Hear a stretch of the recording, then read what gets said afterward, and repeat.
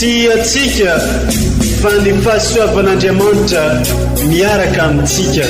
Isika fa ny fahasoavan'Andriamanitra miaraka amintsika noho izy roatsika sandrivaky sy asantsika miaraka aminy. Ny fianakaviana no taniketsa ipoiran'ny vocation.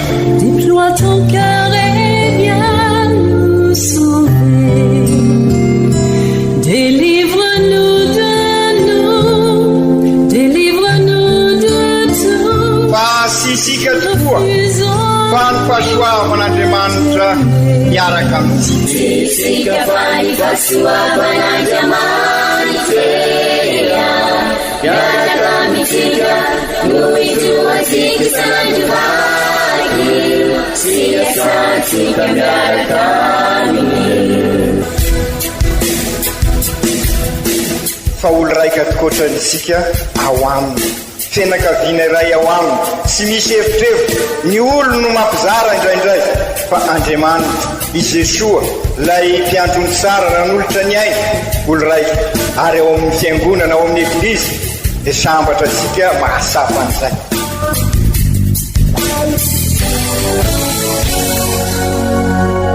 Olo araiky atsika atambatry ny fanahy masina kamiray.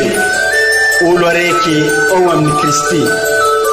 Fandaram-pampianarana iaranao amin'ny son excellence Monseigneur Benjamin Marc Karamarson eto amin'ny Radio Fania.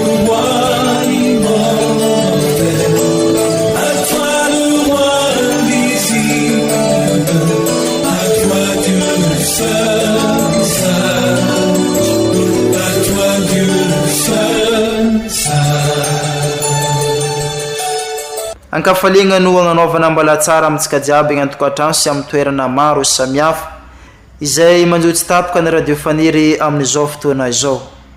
Isaorantsika Andriamanitra amin'ireo fahasoavana maro menantsika isanandro isanandro eo amin'ny fiainantsika andavanandro, ary indrindrandrindra amin'ny mbalonomezan'ny tombonandro atsika ka ahafahantsika midera azy mandraikariva.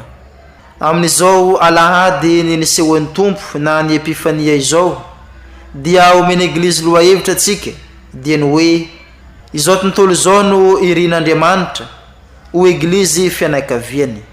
Ndeha ho raisintsika sy ho enointsika i Kristy tenin'Andriamanitra amin'ny alalan'ireo vaky teny masina omeny eglizy antsika amin'ny ity fankalazana ny epifania ity, izay arahiny fampianarany ray aman-drenitsika dia Monseigneur Archevêque Benjamin Marc Karamarson.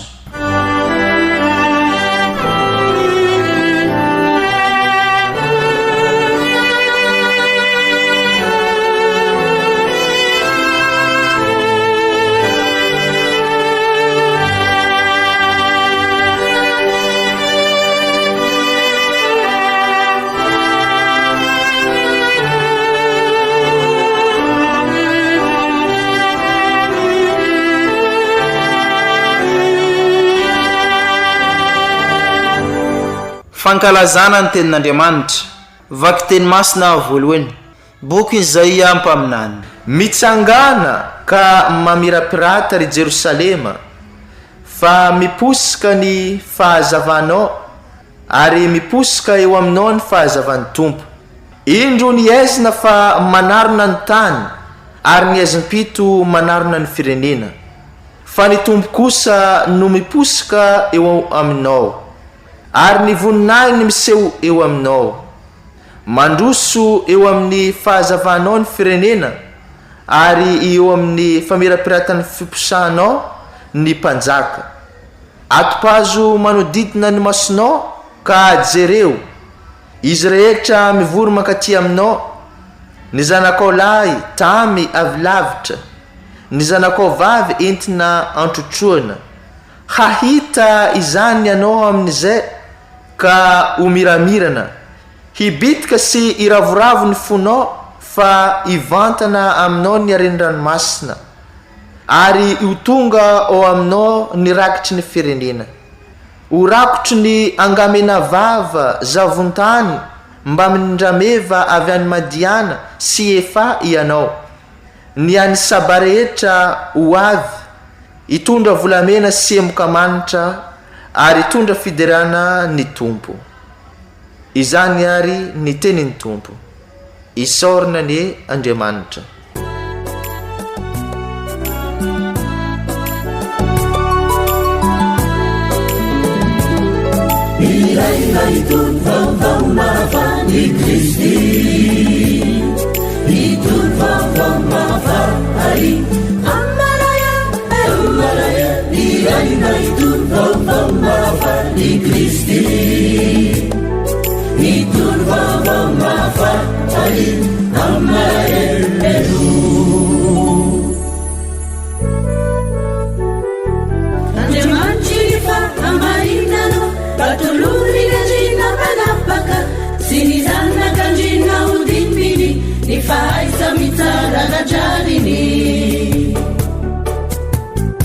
Kani vohitry trotro fiadanana ny avona ivimbina ny tsiny ny mahanta sy ny olotsimbininy ny mpamoritra kosofondorana iraina itony vaovao mafany Kristy itony vaovao mafany amaraya iraina itony vaovao mafany Kristy itony vaovao mafany amaraya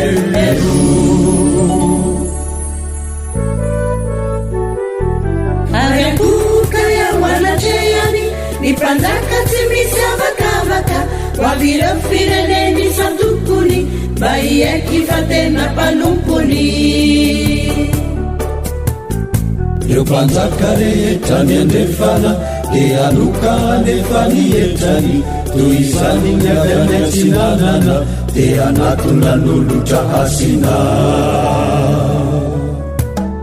iraina itony vaovao mafany Kristy itony vaovao mafany amaraya iraina itony vaovao mafany Kristy itony vaovao mafany amaraya. Vaky teny masina faharoa taratasy ny masinda Paoly apôstôly ho an'ny kristianina tany Efezy. Ry kristianina avana, aka orenareo ny fanambarana ny fahasoavan'Andriamanitra izay nomena ahy ho anareo, izany hoe ny fanambarana nampahafantarina ahy ny zava-miafina izay tsy mbola nampahafantarina ny zanak'olombelona tamin'ny taranaka tany aloha, toy ny nambarana azy ankehitriny tamin'ny apôstôly ny masina sy ny mpaminany ao amin'ny fanahy masina dia izao: ny jentily dia tonga iray lova sy iray tena ary mpihombona ny fampanantenana amin'ny jody ao amin'ny Kristy Jesua noho ny noany ny evanjely. Izany ary ny tenin'ny tompo, isaorina ny Andriamanitra.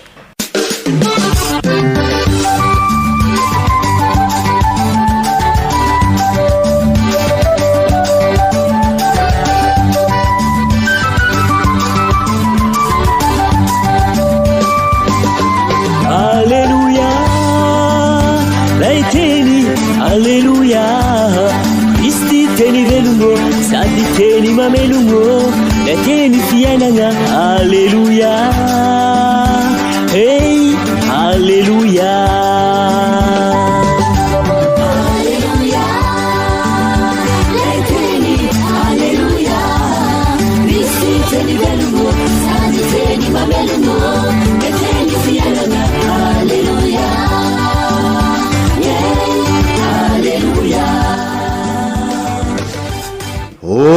Mba tsika mianakavy aneny tompo,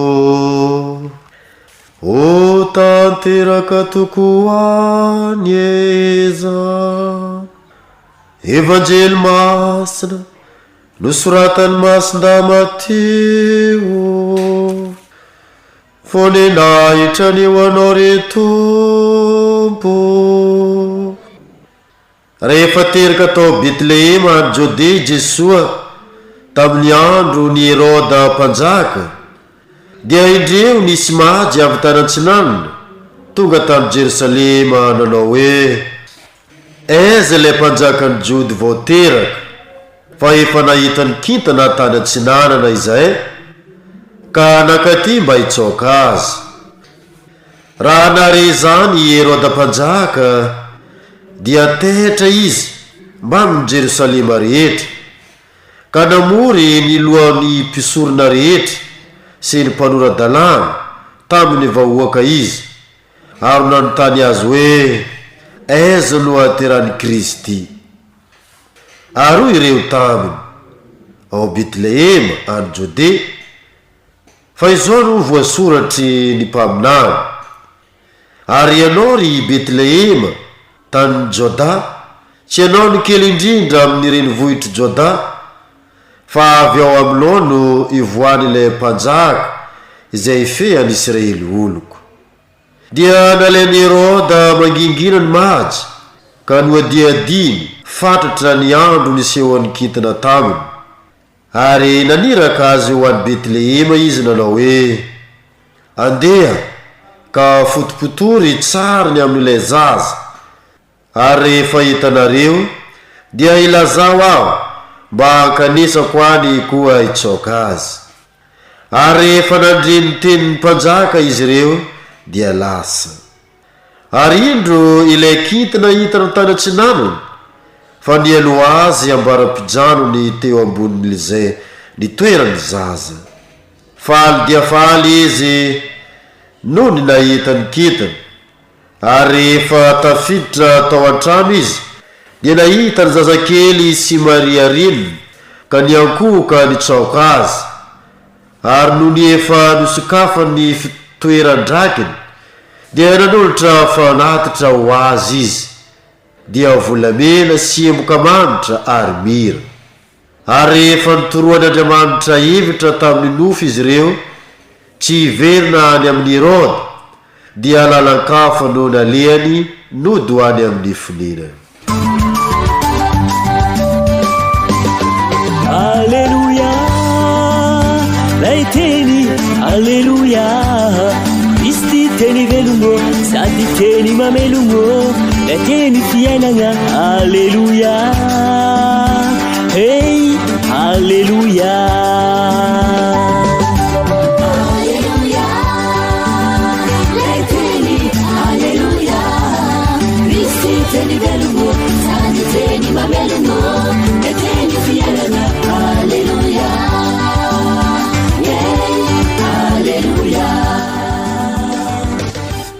Izany are kankalazaotsika ny teniny Tompo de raha ny ho anao ry Kristy.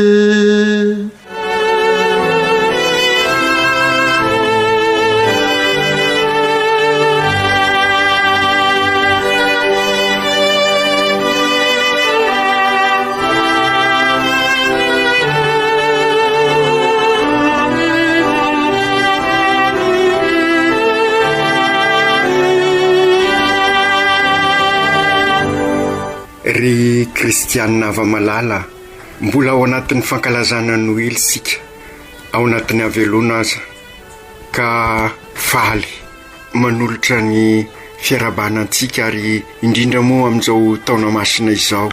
Noely Andriamanitra eo anivosika, Andriamanitra miseho amintsika fa mazava ho azy mila masom-pinoana ka izay indrindra no antom-pisian'izao taona masina izao mba hifoazysika ny finoansika ka ahasapa ahita an'Andriamanitra eo anivon'ny fiainasikisika.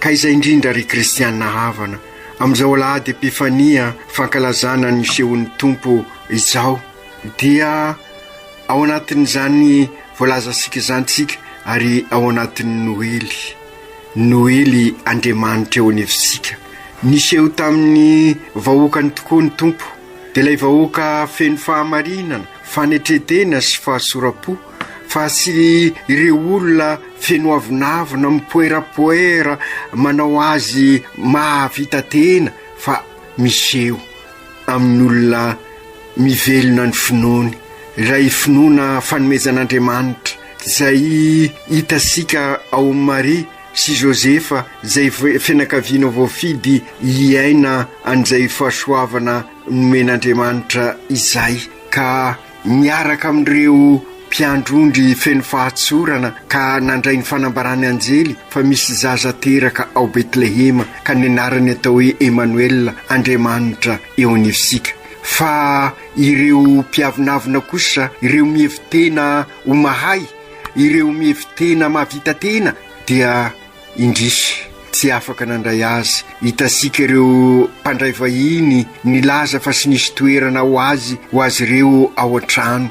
Ka azagaga ary sika raha mbola miseho zany amin'izao fotoana izao. Ka raha izay koa i Heroda zay sy vitany hoe sy nandray any Jesoa fa namono ny zaza sy manatsiny. Ry kristianina havana, toetra sika olombelona izany, aza mifampitora-bato isika na Herodan'izao na mpandray vahiny tahaka izao, ny fosika sy kiraikiraiky ny zerevo, satria io fotsika io ny lapan'ny lanitra ho isika andresasika ny Jesoa. Ka raha sanatria akombore zay fo zay dia tahaka ny mpandray vahiny sika milaza fa sy misy toerana ho azy, ary raha sanatria akombore dia manilikilika ny hafa dia mamono an'ireo hafa aza ireo zay sy manatsiny indrindra. Ka izay indrindra aoka sy akatona sika ny varavaran'ny lanitra dia ny fosika, ka raha tratran'izany fanakatona anazy zay sika dia sy afaka andray ny tena sambarana. Izay indrindra ary ry kristianina havana no nahatonga ny papa ametraka nyty taona masina ity, ilazana fa samy mpivahiny sika eto fa mpivahiny ny fanantenana. Ka na dia maro aza ny zavatra mifamaofao sy mikorotana dia Andriamanitra sy manakatona naoviana ny fony, ka izay fotsin'Andriamanitra sy mikatona zay no fanantenana ho antsika. Ka indray andro any dia mba hifanozo amin'i Jesoa isika tahaka an'ireo mazy zay banjintsika manokana amin'izao alahady ny epifania izao. Ka izay indrindra ry kristianina havana, amin'izao alahady ankalazantsika an'i Jesoa eo anivosika izao dia mampibaribary fa sy ny vahoakan'Andriamanitra fosiny araka ny resasika teo no tadiavin'Andriamanitra sy irian'Andriamanitra ho fianakaviany sy olona velona ho iray ao aminy, fa izao tontolo izao ary ny riny dia isika jiaby ho fianakaviany. Izany no ambarany Isaia mpaminany ao amin'ny vakiteny voalohany, ho indrindra Isaia mpaminany manambarany zay: mitsangana ka mamirapirata ry Jerosalema, fa miposaka ny fahazavanao ary miposaka eo aminao ny fahazavan'ny Tompo. Indro ny aizina fa manarona ny tany ary ny Ezipito manarona ny firenena, fa ny Tompo kosa no miposaka eo aminao ary ny voninany miseho eo aminao, mandroso eo amin'ny fahazavanao ny firenena ary eo amin'ny famirapiratany fiposahan'ny mpanjaka. Izany vesivesiny Isaia mpaminany zany dia mitondra fanantenana tokoa ho asika ao anatin'ny Ezipito ny fasairanana sy ny adi-piainana isika. Ka i Jesoa eo anivosika no masoandro be lohataona mitondra ny fahazavana ho asika. Ka izay anefa sy ho hitasika sy ho voaraisika raha sy misokatra ny finoansika, raha sy foazisika ny finoana. Ary zay izao taona masina izao, taona amoazana ny finoana, aza matoritory tokoa isika. Ny Jerosalema dia araka ny averimberina amintsika dia tanàna masina, zany hoe tanàna misy an'Andriamanitra. Ka raha misy an'Andriamanitra izy dia tanàna ny fiadanana. Ka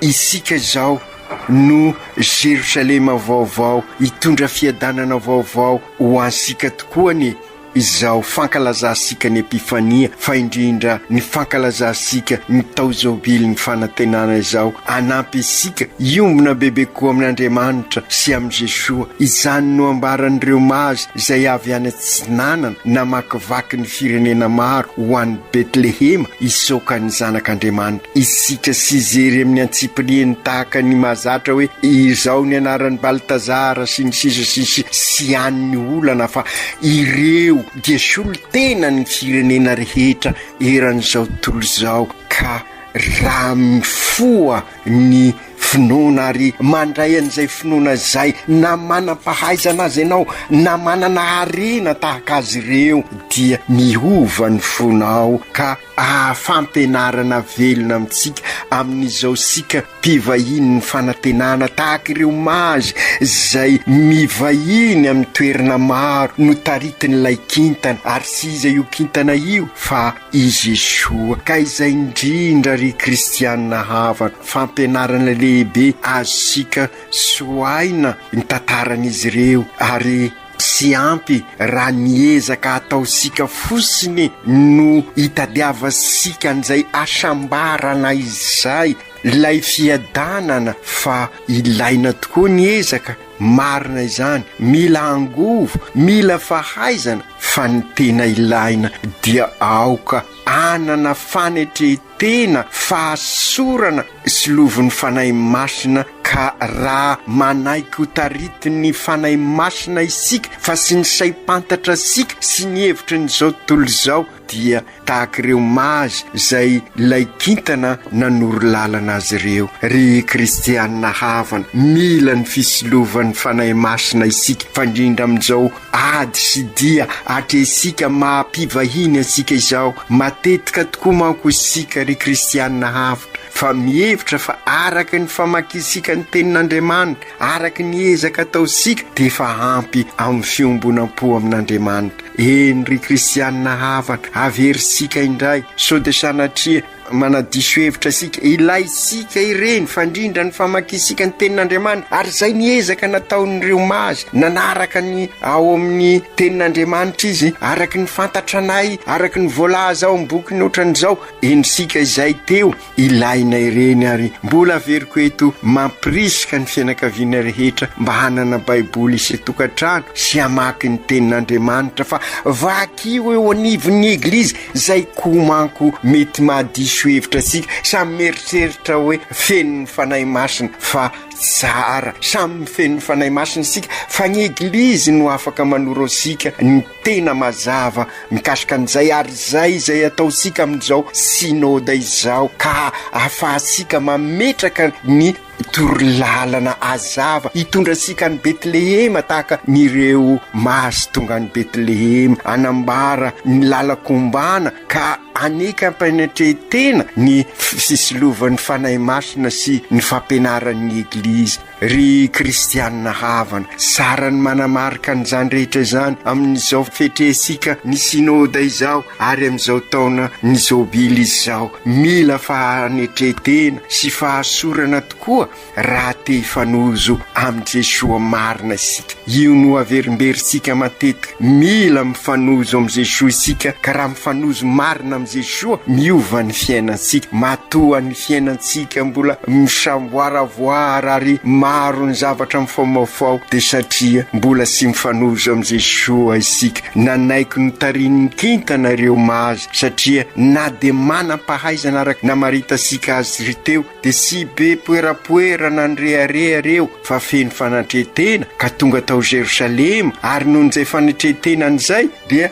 tany amin'ny Herodam-panjaka izy ireo namantana ary nantany ampahatsorana aiza ilay mpanjaka ny jody voateraka fa efa nahita ny kintana tany Atsinanana izahay ka mankaty mba hisoka azy dia nalain'ny Herodam-panjaka mangingina mazy ka ny adiadiny fantatra ny andro nieso'ny kintana taminy fantatra sika nefa ny anton'izay fanadiadiana zay sy hoe tia fantatra tokoa ny momba any Mesia izy fa ny ao an-tsainy dia atahorany so dia animba ny fitondrany ary dia indrisy maro ireo mpanjaka nandritra ny tantara ka hatramin'izao mbola manana an'izany toe-tsaina ny Heroda feno fialonana sy avinavina izany ka izay indrindra natonga azy naniraka azy ireo ho any Jerosalema ka nilaza tamin'ny mady hoe andeha ka fotopotory sarany amin'ilay zaza ary rehefa hitanareo dia lazao aho mba hankanesako any koa isoka azy indrisy sy ao anatin'ny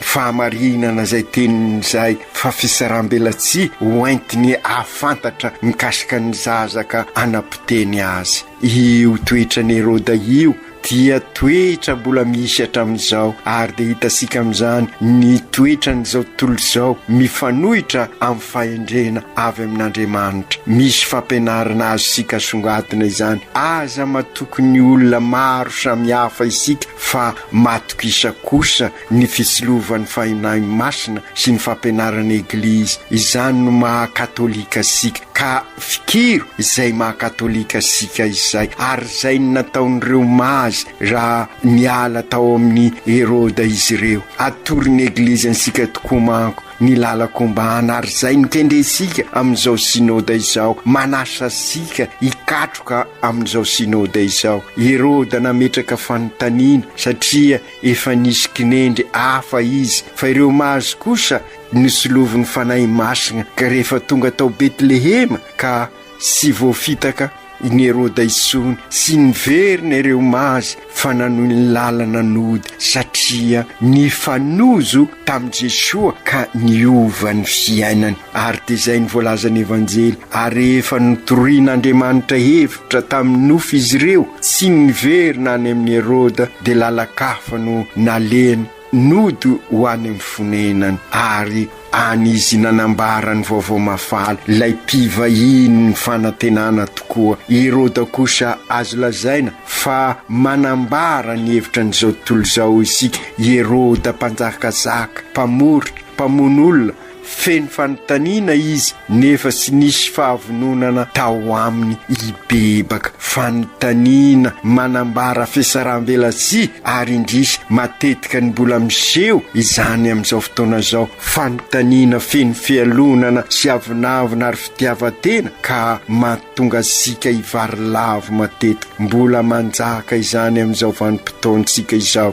Ireo mazy kosa nifanozo tamin'i Jesoa ka nibebaka sy nanaraka ny torohevitry ny Heroda fa nanaraka ny kintana ka nahita ny zanak'Andriamanitra ary araka ny averimberisika matetika ny afatarana fa nifanozy isika isika ny bebaka dia ny io voalazan'ny evanjely io nahafoy izy ireo ary zay indrindra raha tisika ho mpivahiny ny fanantenana tahaka azy ireo sika ka mifanozo amin'i Jesoa aoka afoy. Ho indrindra ny evanjely faly de faly ireo mazy nahita ny kintana ka rehefa niditra tao an-tranonomby izy ireo dia nahita ny Maria sy Josefa ary Jesoa zazakely ka niankoka ny saoka azy. Afaliana tokoa ny fionana amin'i Jesoa ho isika teo ary afaliana sy hotazonina ka engany amin'izao taona masina izao ifanozo amin'i Jesoa isika sy kiraikiraikavy ka hita afaliana mandrakariva ka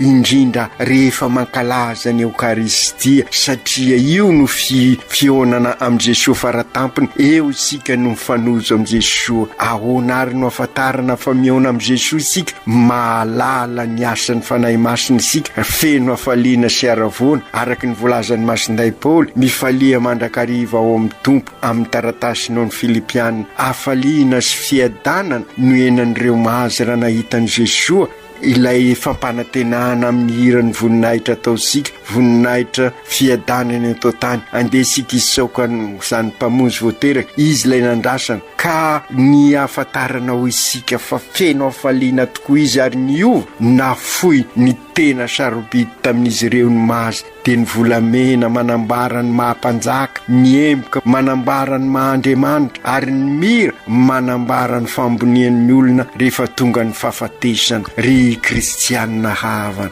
manambara fahafoizana izany, manambara fa ny fanozy tokoa tamin'i Jesoa nahita n'Andriamanitra izy ireo, ka izay ny arena sarobidy ny fahitana an'Andriamanitra izay. Ka enitsika izany tamin'ny tantarany Zake, Abrahama, Paoly samy mahafoy satria nahita ny tena arena dia i Jesoa izay. Ka io fahafoizana io manambara ny fiombonana amin'Andriamanitra, ka vonina manolotra izay sarobidy aminao amin'Andriamanitra, ary zany ny fiainana maha-kristiana. Engany amin'izao fietresika ny taony jobily ny fanantenana izao, ao anatin'izao isika mikatroka ny synôda fahafito fizenonana fahatelo izay ny lohevitra mifanozo amin'izao jobily izao, satria raha mifampisimbana isika mifanasoa mikasaka ny fiombonana araka ny voalazan'ny teny fanevany fizanonana fahatelo, dia amafy fanantenana sy fiadanana ary fihavanana sady kristianina no malagasy amin'ny manodidina ansika. Tanteraka izany raha samy mahafoy tokoa isika,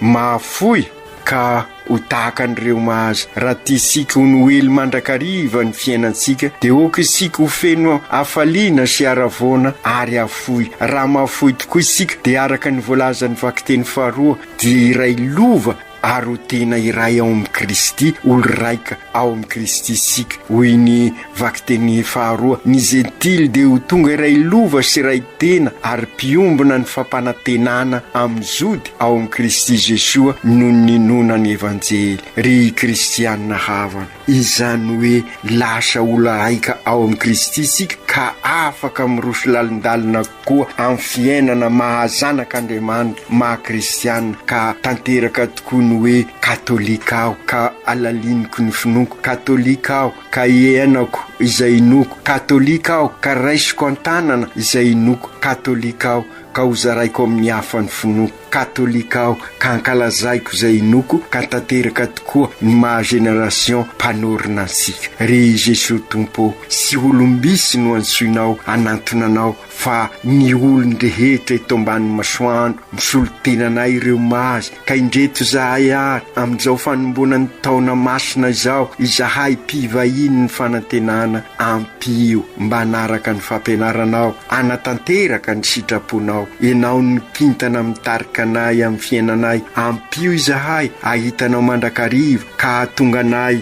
ahafoy ho an'ny hafa, hikasaka mandrakariva ny fiombonana, ka ho génération mpanorina izahay, ho eglizy olona velona sy ho eglizy tranon'Andriamanitra mifampisimbana amin'ny fanasoa, satria piray tampo tokoa mivelona ny fihavanana sady kristianina no malagasy. Masiny Maria reny o tantaniny dianay ho any amin'ny Jesosy zokonay, ka ho vonina mafy fanantenana, fiadanana, fihavanana sady kristianina no malagasy. Masinday Josefo ray mpiaro ny eglizy eran-tany, ka ampianaro izahay ahaiaro ny finoanay eo anivotry ny rivotra mitsoka manohitra ny finoana. Aoka tanteraka izany amin'ny anaran'ny Ray sy ny Zanaka sy ny Fanahy Masina. Amen.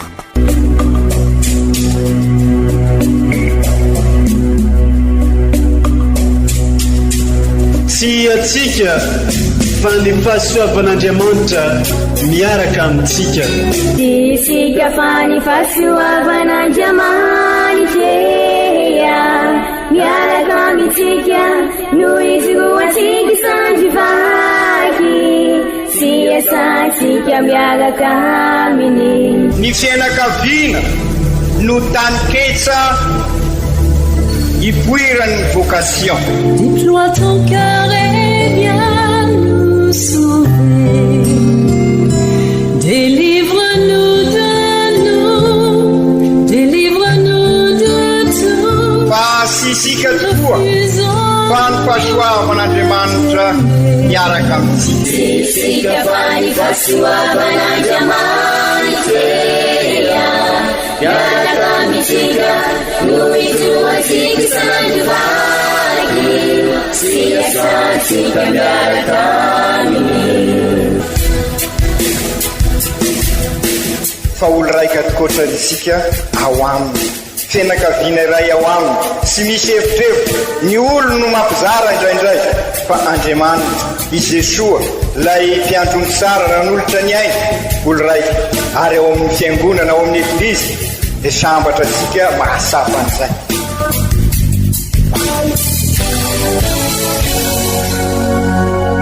Olo araiky atsika atambatry ny fanahy masina kamiray olo araiky ao amin'ny Kristy.